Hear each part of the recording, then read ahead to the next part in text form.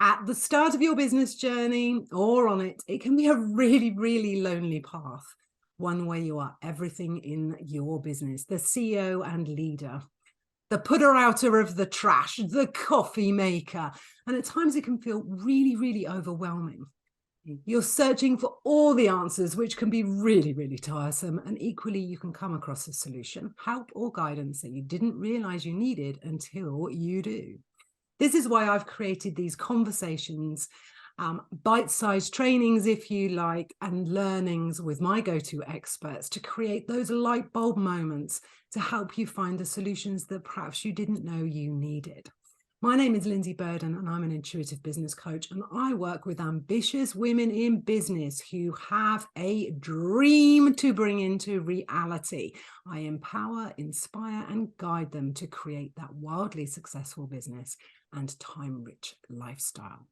But enough about me today, because I have the pleasure of introducing you to Kerry Madgwick, one of my go-to experts on all things related to health and well-being. And quite honestly, Kerry, we cannot have an awesome business if we're not taking care of ourselves, can we? Absolutely. Yep. Now then, Kerry, what I'm going to do is I'm going to read. I always ask everyone to write a little bit about themselves. So, Kerry, you are passionate about all things health, well-being, and most importantly, being well for over 25 years. You help your clients embrace the core principles of living a healthy lifestyle without fads or gimmicks, building successful habits in simple and easy steps. Would you like to tell us a little bit about your business before I share with everyone the title that you've given me today for our conversation? So yeah, that's what it's all about. I think, we've been so busy driven by trends, and you said in your business as a business coach, there's certain things that people put out that you have to follow, and you have to do this and you have to do the next thing, and they don't work for everyone. And I think, when you're in business, running your own business, when you're trying to address health issues, the last thing you want is an overwhelming diet. You have to do this, you've got to do that, you've got to do the next thing. So it's about simple things. And I always say to people, for instance, if you drink a lot of coffee throughout the day because you think that's giving you energy, it's not. But all you need to do is swap every third cup with a glass of water. Slowly but surely, the coffee will drop out the bottom and the water will take over. So those are just some simple steps. And yes, sometimes people have to change their diet and their lifestyle overnight, depending on where their health is. I get that. But for most people, it's just about making those simple, easy steps, because we all know the simpler and the easier it is, the more we're going to do it. And I'd rather someone start drinking water and make that their habit and then start a new habit. We always say, if you do one thing a week, by the end of the year, you've got 52 brand new, awesome and amazing habits. So yeah, so simple and easy. That's so true. And I'm really smiling because I know I'm a big, heavy coffee drinker. So I always bring a glass of water, and I quite often find that I fill the water up before I fill the coffee cup up. Perfect. So you're absolutely right about those small habits. Now, the title that you gave me for our conversation is Healing from the Inside Out, which I absolutely love. It really filled me with joy. And you have given me on the notes 3 shares, if you like. Would you like to start with the first one? Because I think it's almost the key one.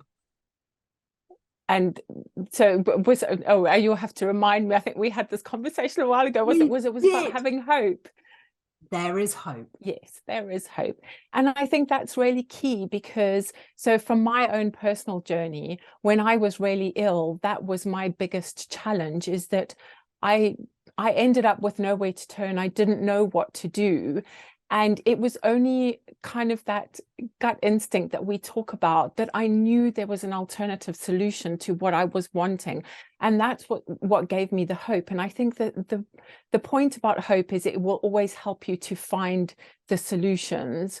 When we give up, we give up finding anything, and nothing changes, nothing will be different. But as long as we've got hope, and I think inherently our bodies are designed to heal. That's what they're there for. Our bodies want to be well. Our bodies don't want to be ill. They want to be well. And all we have to do is create that right environment to enable your body to heal. And therefore, I think we always have hope that things will always get better. Unfortunately, I mainly see people who are at the end of their kind of tether, their rope. They've been through everything. They've done everything. I'm kind of the last straw. And their thing is, I don't know if this is going to work. So I'm able to say to them, yes, I promise you it's going to work, because, you know, I've been kind of at the worst place, not knowing where to turn, not being able to find any help. I actually had a doctor who told me there was nothing they could do for me. You know, so I know that, and I think that is just helping people understand there is always hope. And I think that's the thing with your conversations. It is that sometimes you're listening in and you're finding something that you didn't even know that you needed, and there it is. And so I think that's why having conversations, and exactly the way that you're doing it, is people listen in and they pick up nuggets, or they suddenly realize, oh, actually, yes, I can do that, whether it comes to your business, your health, your life, anything really. You know, things can always get better and improve. And I always say to people, your survival rate up until now is 100%. So, you know, things can only get better. So that's so true. And that hope, when people get to you, do they feel quite hopeless that they've done everything, they've tried everything, and that leaves them in that place of thinking that nothing can change, that nothing can improve? And I guess what you're saying is that's when the shutters come down. Yeah. And it is, and that's one of the reasons why I combine my nutrition with my hypnotherapy, is that and when people become more stressed and anxious and depressed, that is not helping their health either. But you can see where they've gone to that spiral, and that they've had tests, they've had results, they've explored things. And, you know, we all know that there's a million diets out there, and, you know, really strange things popping up all over the place. And I think people are led by, I don't know, for want of a better word, celebrities who may not actually be following that diet, but they're promoting it and they're marketing it, and people see that and they follow that. You know, for an example, most people who come to me say, oh, I eat really healthy. And I go, that's great. Can you give me a 3-day food diary? And when I see their 3-day food diary, they're eating healthy because of things that are marketed and promoted to them, not things that are actually for their health. So, I mean, for example, I had, you know, a young girl who I saw this week, and she feels like she's tried everything. She's been everywhere. She's done everything. She's not getting any support or any help from anybody. And yeah, she just kind of feels hopeless and she doesn't know where to turn. And then sometimes, as I said, the tiny habits is then getting someone like that to do a massive lifestyle and diet change. She's not in the right place to do that because she already feels so hopeless. So just giving her small steps, small wins, you know, makes that difference and gets people into a better place. And I find that's where kind of helping people with lifestyle changes, which I'm sure you do as well, is, you know, breathing, you know, going outside for a walk, getting fresh air, getting some sunshine, just those little things that are simple and easy to do, you know, just get us into a better place. So I kind of, you know, that was one of the reasons why I wrote my book, where I said, if you believe you can heal yourself, you can, because as long as you believe that there's something better, you will always search for it, and we know you'll always find it. So yeah. It's the health and well-being industry, I think, is so much like, you know, business. You know, you must do this and you'll do that and you'll be a millionaire and this will solve all your problems. And the health and well-being industry feels a bit like that. And even if you're not at that in that place of hopelessness, it can feel really, really daunting and really hard to find the right solution. And I think that's why these fad diets come up and everyone starts doing them, because of the way that they are being marketed and who is behind them. That actually leads us really nicely to the second point that you wrote on your notes, which it can be simple. And you've alluded to this already, and I think this is a really, really important point. Yeah, and I think that is the, you know, we've been through that whole, and you know, hand on heart, I was probably one of those people, because when I addressed my health issues, I had no choice but to change everything literally overnight, because I didn't know what else to do and where to turn. And that was my journey, and that was my solution. And I kind of started working with my clients that way, and like, oh, you've got to do this, and you've got to do this, and you have to cut out that, and you have to do the next thing.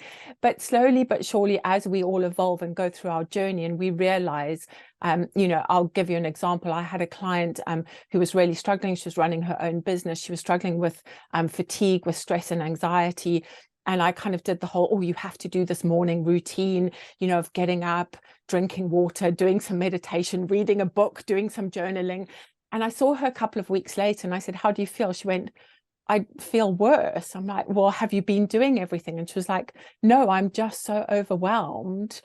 And she hadn't been doing anything. So now I get most of my clients to do a really simple breathing exercise. And I say to them, when you wake up in the morning, you do that. Before you go to bed, you do that. And that is simple and easy for them to implement. And if they do it consistently, they will see the results. We know, you know, I always say to my clients, you don't turn up on the gym at the gym on the 1st of January, lift a couple of weights, and, you know, kind of that's your weightlifting for the year. I'm done. Yeah, I'm done. I'm all good. It has to be consistent. And the smaller things we do more consistently, that's what makes the difference. So, you know, I know, you know, throughout things, as people will say, go to the gym, and they start to feel good because they're doing some exercise, hopefully lifting weights and not running for hours on a treadmill.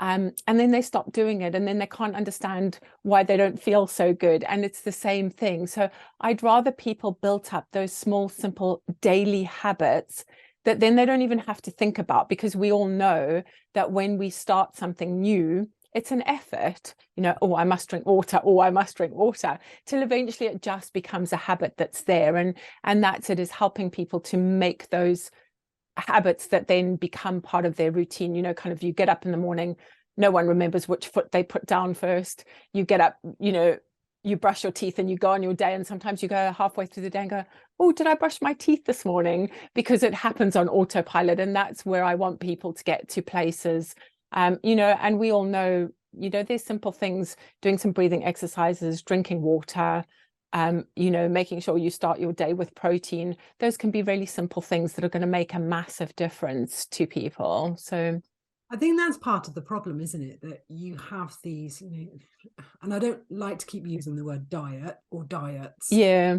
You have these diets, and they're really stringent, and, you know, they're hard work to yeah. stick to. So you don't stick to them and you don't get the results. What you're talking about is doing really simple, easy things that over time you will begin to see the results. And then what you're talking about is bringing in a new habit, so that habit stacking, which is the new latest phrase that everyone's using, although I quite like it because it's just so simple and it makes good sense. So it is a phrase that I am loving and embracing, unlike many.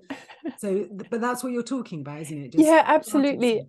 And I think it's so for me, it's about lifestyle. It's not about, so yes, you know, I think unfortunately diet is what we eat, but it's been construed as this awful thing of, you do this diet for 6 weeks, or you do this diet for 3 months, you know. And I see a lot of my clients who are ill because they've yo-yo dieted all their lives, because they've gone on this diet, they've lost the weight, then they've stopped, then they've put it back on again, and then they've gone on this other diet. And, you know, and all of those things have a stress, and they have an impact not only on our physical health, but on our mental health as well. Because if you go on a diet and you fail, then it's, you know, it's that whole emotional thing that's linked to it. It's the whole, I'm a failure. Whereas we're all designed differently. And for me, it's about the food that you put on your plate. It's about how you feel when you've eaten. It's not about, I don't know, I probably shouldn't bring this up, but, you know, sins and cheats and people who do cheat meals. I'm like, why are you having a cheat meal? It's implying that what you're doing is something that is not very good. Whereas it's like, I'm just having an open meal, or today I'm not going to worry about my water intake. Rather look at it that way than, you know, if someone's going, oh, you know, as long as you have this many points, you can have a sin.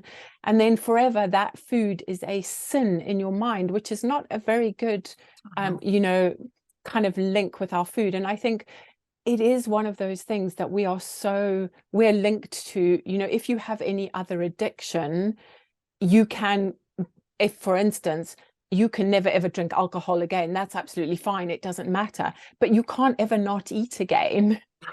You know, we absolutely have to do that every day. And so that's the thing, it's about helping people understand that, and I guess have a better relationship with food and a better relationship with their body, and getting people off the scales as well. You know, people get on the scales and then that affects how they feel about themselves.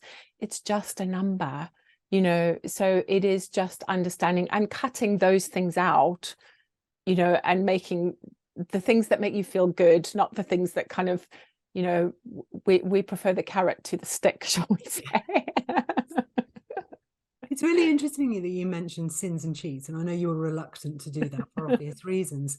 But do you know what? I had never even thought about it, and the connotation that that then puts on the food that you then use as your cheat day, or, you know, on your cheat day, or as sin foods. And I'd never linked those two, and that's a really powerful message. For people, I think. You know, and I see that as, you know, people gardens, you know, if you're trying to, you know, I have clients who they're trying to improve their health, and yes, that means cutting out sugars and, you know, cakes and sweet treats and that sort of thing. And I find that, you know, then they go out and someone's like, oh, don't worry, one piece of cake won't hurt you. But depending on where they are, it may make that difference. And we're not very good at that, are we? And, you know, in supporting people that want to do something different. We're like, oh, don't worry, you know, oh, if you're out, it doesn't matter. Or if I'm paying for it, it doesn't count, you know. So, and it's all of those things that come as well when people are trying to be kind to other people, but being specific about what they want,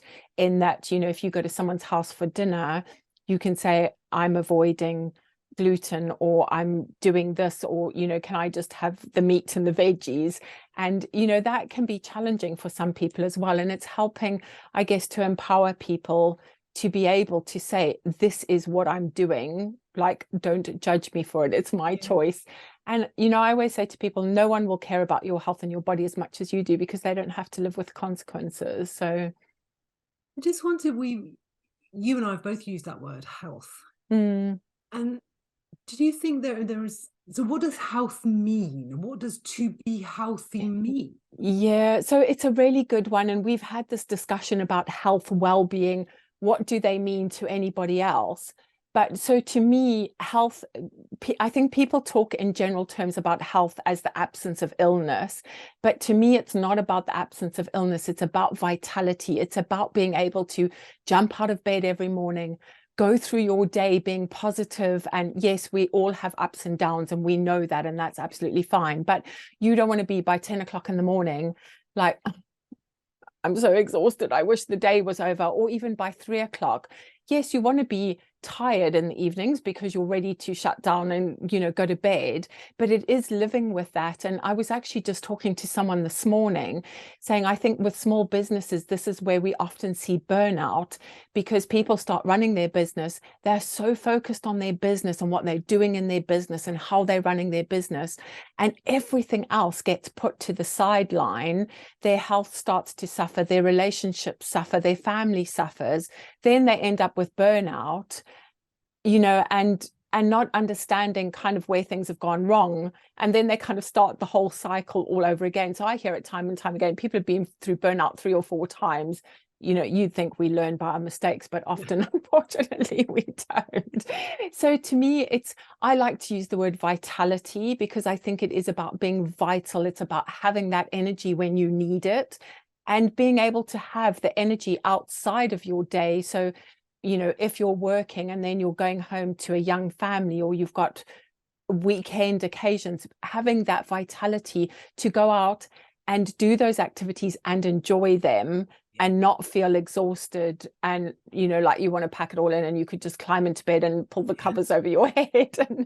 And it's not to say we don't have days like that, because we all do, but it's not having that every day, and that just knowing that you've got the energy to get through, to feel good. And I don't know, it sounds weird, but to feel healthy, I think most people know what it's like. Well, I say that, I think there are a lot of people who don't know what it's like to feel healthy, because I guess that brings me to another thing. A lot of clients I see and I say, do you have headaches? Oh, nothing, just the normal. Aches and pains, just the normal. And I'm like, they're not normal. They're very common, but they're not normal. And I think we're learning to live with symptoms that we shouldn't have to be living with, that are not necessary, when we understand how to address them and how to change our lifestyles and what we eat and how, everything works around that. It's such a complex issue, isn't it? And the other thing that was running through my head, and I just wanted to sort of bring into the conversation, is women, I can only talk for women, maybe men feel like this too, I don't know. But you do something, and I started just thinking about myself. I started to have a few slices of lemon with hot water in the morning before a coffee. And then I said, and then after a few weeks, I'd stopped doing it. And I'm like, oh. And I'm like, it's okay. Just start again. Yeah. But we give ourselves such a hard time. And then instead of going, it's okay, I'll just start again, we kind of just go, I'll have a bar of chocolate instead, or, a super big bowl of cereal covered in sugar, or whatever it is. And I think women are really good at giving themselves such a hard time and seeing it as a failure. Yeah. And I think that's a struggle for many women. Yeah, it is. And, I see it with my clients again, is that, I have a lot of clients who start to cut out gluten because they, it is having an impact. And for a lot of people, it does have an impact that they don't realize until they take it out. And then they'll come back and go, oh, I had a really bad meal, or I had a really bad week. And I say, what happened? And they're like, oh, I just, I had some biscuits, and then I had some pasta. And I said, how did you feel? And they went, oh, so awful, so tired. And I went, well, that's fantastic. And they all look at me like I'm a bit crazy. And I say, but it's a learning experience, and you now understand how that food affects you. So going forward, it's your choice. Do you want to eat it and feel like that? Or do you want to avoid it and feel great? But it's your choice. You have the choice. And I think that's kind of, shall we say, where the diet industry has made things really bad, in that it's a failure. So I think people like, I don't know, dieting clubs, like everyone doesn't eat for 2 days before they weigh in, thinking that's going to make a difference, and then if the weigh-in doesn't go right, then it's like, oh, well, why bother? It's not working, and I think it is understanding, in all walks of life, whether it's business, relationships, health, anything, it's the small things that we do consistently that make a difference over time, and that will make those changes. And it is building, those foundations. I always say, if you build your health on a shaky foundation, it will eventually fall down. We need to build our health on a really solid foundation. And, that is why I talk about from inside out, because our health has got to come from the inside. You can put on lotions and potions and all sorts of things, but what's actually happening inside is what's really important. And that's inside your gut and inside your brain as well, which makes such a big difference. So. And you've brought us beautifully to that third point, which on the nose, it's well-being starts from the inside out. And that's exactly it, isn't it? That we have to look after the insides.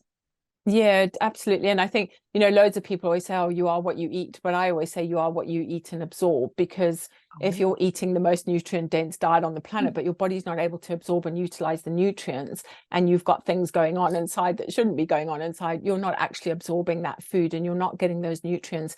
You're not nourishing your brain, and we all know that when you're struggling with fatigue, it makes everything so much more challenging, doesn't it? Your decision making's not that good. If you're trying to run a business and do things, it's kind of like, oh, I'll do it tomorrow, I'll do it tomorrow, I'll do it tomorrow. And then we start that whole procrastination cycle. So I think it is so important that we look after our insides. And there's just so much research coming out about our gut health and how important that is. The connection to the brain, the connection to our hormones, to everything. And at the moment, there's such a big thing around, menopause and people struggling through menopause. And we shouldn't be struggling through it. We should be sailing through it. But it's understanding about putting those right principles in place so you sail through it and don't struggle through it. So I'm glad you mentioned menopause, because it's been spinning around in my head. Because I think because you were mentioning headaches and fatigue, and I kind of struggle with the whole menopause Mm. phase we seem to be in. And you know, I have got friends who, you know, absolutely have had a terrible time. And I'm not taking away from that. I think there's some of us that are kind of just going, is this headache menopausal, or is this headache just something else? And I think there is so much talk, and in some ways, and this is only a personal opinion and how it impacts me, I feel a little bit overloaded. And now I've got so much around that. It's kind of left me a little bit confused what is going on. Yeah. Or could be going on, and what I could do about it. But the point you were making really is, if talking about, you know, health on a shaky foundation, it's eventually going to fall down. If we look after our health and we teach young people to look after their health from a very early age, particularly our girls, they will be more easily able to come through menopause without these terrible symptoms that, you know, so many women do suffer from. And I think this is the challenge, is that people, you know, and so I mean, I eat healthily now, I look after my health, but in the past, yes, I've always been, I mean, I was fortunate in that my mum was always, you know, we were brought up on a farm, we ate proper whole food as it should be, not processed and packaged stuff. And I think people forget that what's happened in the past has a knock-on effect. So I was just at a microbiome conference, and they were talking about you know, there's a big thing around doing fecal transplants because people's microbiomes are so unhealthy. And they were saying they used to do fecal transplants from kind of anyone, as long as they hadn't had antibiotics in a 6-month period before donating, because that was their criteria. And then they discovered that they were doing fecal transplants, and people who'd never had weight issues suddenly had weight issues. And then they linked it back to the fact that they were taking a fecal, like, microbiome implant from someone who was overweight. So that's also something to look at, is that you don't always, you know, we don't see our bugs in our gut. So we don't, you know, think about it. For instance, if someone's broken an arm or a leg, we can sympathize because we can see, you know, that injury. And they were actually then saying what they now consider a super donor is someone who was born with a vaginal birth, someone who's never had antibiotics, someone who was breastfed. So there's all of those things that, you know, have a knock-on effect to your health. And it's not a one and done thing. It's not, you know, you can't look back and go, okay, I'm ill now, I haven't done anything in the last 6 months, because often the symptoms that we see have been building up. One of my mentors said, actually, by the time you're seeing symptoms, you've been ill for 10 to 14 years. Wow. So people who are struggling with menopause, it's actually been hormonal issues and various other issues that have had kind of like a knock-on effect to that, is now their symptoms are worse than they should be. And yes, like you say, we're not taking away anything from, you know, and it's not putting blame on anybody either. And that's what I say to people is, you don't know what you don't know. You know, we've been fed, we've been marketed to, we've been told low-fat diets are good for you. Well, we won't go down that road, shall we? But, you know, so people are doing things that they think are healthy. And so it's not to say that beat yourself up, you've been doing anything wrong. It's just, you know what, when you know better, do better. And if you're not feeling well, seek advice. You know, that's what, you know, I'm there for. Talk to me. I can help you. I can probably help you identify, you know, that your headache could actually just be that you're not drinking enough water throughout the day. It could be that simple. It could be more complicated, but it could be something that is just that simple, you know, that can make all the difference. So it's funny you should say that, because recently I was having some headaches and I was thinking, oh, where are these headaches? I mean, I stress, there's a lot going on at the moment. And I thought, oh yeah, I haven't been drinking very much water. I started to drink water. I was like, I am not, there are no headaches. It's great. Yeah. But for me, Kerry, what you've been doing is you've been explaining things in a really simple way that I can understand for someone. And I think that's a challenge as well for those of us who are not in the health and well-being industry. And it goes back to that information overload, which I talk about in business all the time. There is so much, do this, don't do that. Oh, now we should be doing this. Yeah. No, we forgot, we told you not to do that, but now you need, there's so much going on. And you know, you talk about what we are learning all the time. You know, you need to eat eggs, you shouldn't eat eggs. You know, it goes back and forth all the time, and it can feel really confusing. So for somebody like me who is easily confused when we're talking about health, what are the really, really simple things? And you know, we've both said talking about water all the time, and I'm very pleased to see that I have got a glass. Very pleased to see that. And that's not the first of the day. But that's something that everyone can do, and it is really, really simple. And that goes back to that second point you made. Yeah. Simple. So apart from drinking more water, is there anything else we can do that? And you talked about breathing, actually. Yeah. So a couple of really simple and easy tips. And when it comes to water, just one caveat that if you're not drinking a lot of water, don't suddenly start drinking 2 liters of water a day, because you will literally feel like you're spending your whole day on the loo. Do it incrementally. So if you're only drinking 1 glass of water, start drinking 2 or 3 glasses of water. Do that for a couple of days, because your body will adjust, and then you won't go through kind of that period where you feel like so do things slowly. And that's what I always say. And yeah, so starting off your day, and please use fresh lemon, not lemon out of a bottle. So a couple of slices. No, I know, because I can see them in your glass. So a couple of slices of lemon. If you wanted to, you could do a couple of slices of ginger. Ginger and lemon, really good in the morning. And that just starts to, it helps your body start to kind of rehydrate, to cleanse. We know that lemon's got vitamin C in, which is really good for us. Ginger's really good. So that's one thing. Breathing is another really simple thing, and it sounds crazy because everybody breathes all the time. But why I wanted to come back to it, because it's like, but we're all breathing, Kerry. Wrong. So unfortunately, a lot of us are breathing, shall we say, not as optimally as we should. So often when you say to people, take a deep breath in, you notice their shoulders come up, and our diaphragm is down below, and the breath has got to go into there. So I no longer use the term deep breathing, because deep breathing is not actually that helpful, and it can cause fatigue and issues in some people. So I always just say, just focus on your breathing. So it just has to be, again, 1 minute.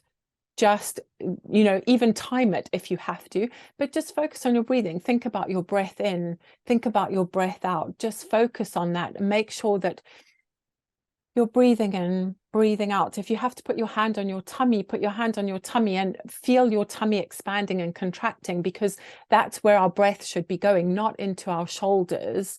I do some breath work with my clients. So there's a specific technique where you actually breathe in through your nose and out through your nose. So 6 seconds in through your nose, 6 seconds out through your nose. And that can be quite challenging, because we're so busy breathing through our mouths that we think we can't breathe through our noses. But your nose actually has little hairs as part of your immune system.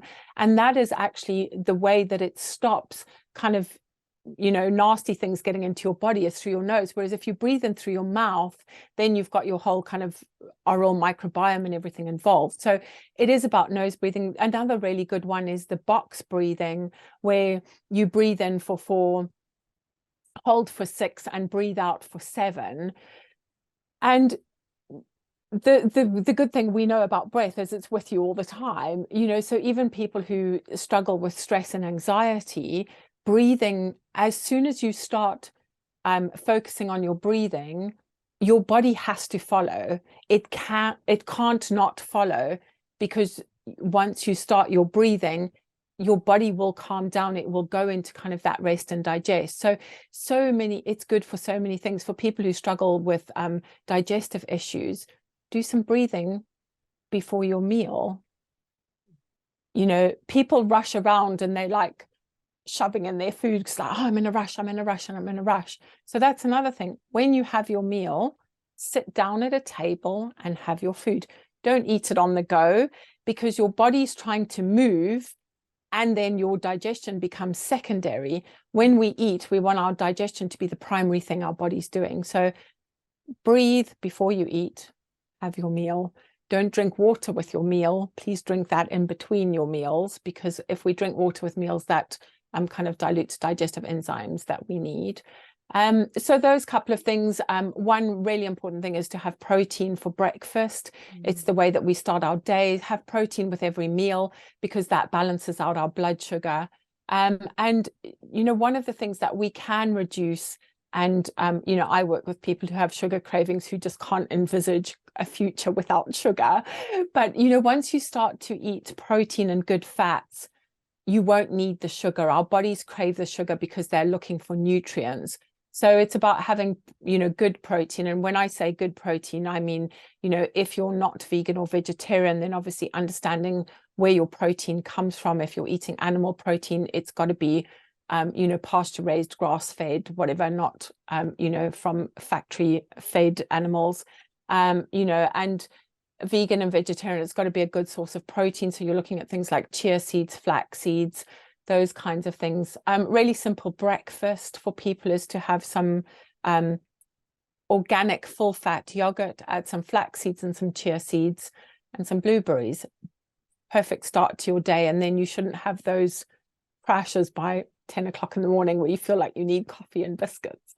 So yeah. And what you're talking about there is, if we bring it back to a business sense, is giving business owners the ability to function in a way that their business is easier. Yes. They're not working past 5:30, that they're not working every weekend.